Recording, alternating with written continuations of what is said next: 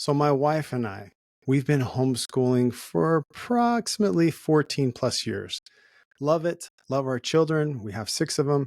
And the oldest is about ready to leave on a mission and for the church that we belong to. We're super grateful for the experience we've had working with them. But in my heart of hearts, I have not participated. I have not been part. I wanted to, but I've been so consumed with trying to figure out how to make money in this world to provide for my family, and I've done horribly at it that I've fallen short. And I finally decided I came across something that's helping me implement the strategy to provide for my means so that I can participate. I'm so excited. And as a result of that, I'm going to be teaching part of the online curriculum with the school that they're participating with. It's a school that teaches Christ in every subject. Super excited about this, and super excited to be a participant as a teacher. And I want to give you a little teaser today of one of the lessons that I've been preparing. I did a practice run with the teachers a couple of days ago, and I learned some cool principles. Number one is that before sharing a quote, you got to give a bit of the backstory or a photo to help involve someone and help them comprehend the quote and what it means. And also invites the person that wrote the quote, who may be deceased, invites them into your community, into your space. And a dear friend of mine, Tresta, has taught me those principles when she was critiquing me and helping me learn. So with that note in mind, I've grabbed this book here. So when I was in college, I decided for my associate's degree, I decided that I was going to be engaged in student government. I just love people. I'd prefer spend extra time involved serving people than I did in serving my books. So I did what I needed to do to get through, but it was a secondary for me. When I went to get my bachelor's, however, I decided it was time to take studies a little more seriously, and I wanted to graduate with university honors, which meant that you have to write an honors thesis.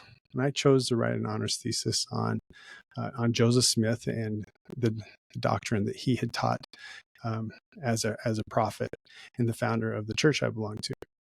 So it was that was the highlight of my undergraduate experience. But I'm getting off topic. So essentially, for graduating with university honors, you have to read books from different places. And I chose to read this book here on an autobiography by Mahatma Gandhi. Super amazing man. Helped liberate 200 plus million Indians from captivity, essentially. Their resources were being depleted in a tyrannical situation. And he helped liberate them without force, without guns, without goodness. It's been said of him in books that I've read that he was the most Christian man who wasn't a Christian. And that was in part because he kept by his side a book called the Bhagavad Gita, which was a story about Krishna, which is very similar, a lot of similarities with Christianity.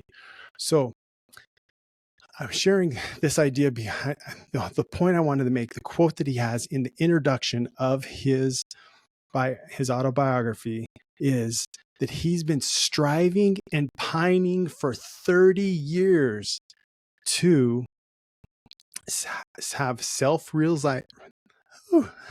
He's been striving and pining for 30 years to have self-realization, or to see God face to face, or to achieve moksha, which the nearest translation of the word moksha is salvation. Sound familiar? And he goes on to say he's been working on that. And he believes that what one person can experience, all people can experience. And it's so spot on. I remember reading that in college. Wow, there's so much good in this world. There's so many people, regardless of your faith, regardless of your background, that see good and are striving to be good and striving to make a difference in this world.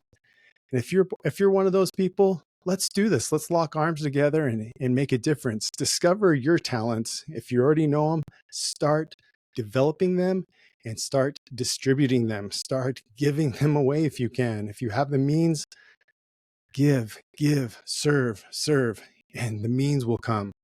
So thank you for joining me today. Remember, regardless of your background, regardless of who you are, we're all sons and daughters of the Most High God. And if we would love one another as we like to be loved, the world would change in 30 days, says Sterling W. Steele, and I'm sure others as well. So have a beautiful day. Thank you.